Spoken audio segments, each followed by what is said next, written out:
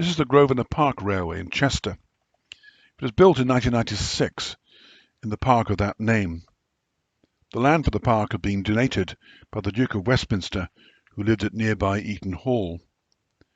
The reason for the opening of the railway, which was intended to be there for only 1 year, was to celebrate the centenary of a 15-inch railway built in 1896 at Eaton Hall.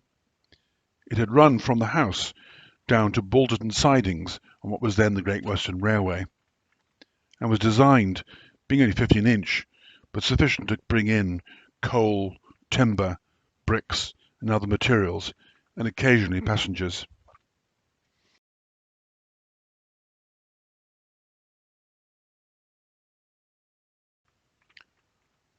The Eaton Hall line closed in 1946 and was lifted in the following year. In 1994, a miniature railway was built at the hall. The Park Railway proved so popular that it's been retained.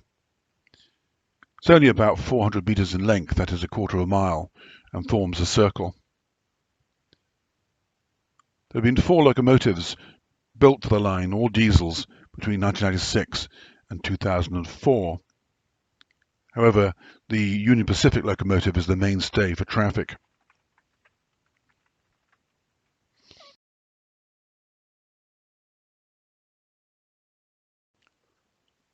The Duke of Westminster Railway is quite substantial.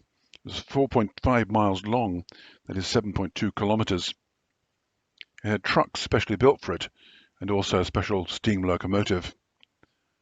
After the line closed, the locomotive spent some time at both the Fairborn Railway in Wales and the Ravenglass and Eskdale Railway in Cumbria. It was finally scrapped. A replica, though, has been built and can be seen at the Ravenglass and Eskdale.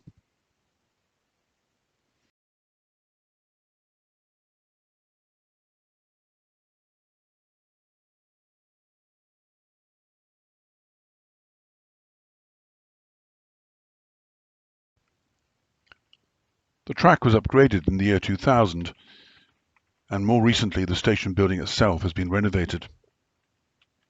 It operates for much of the year.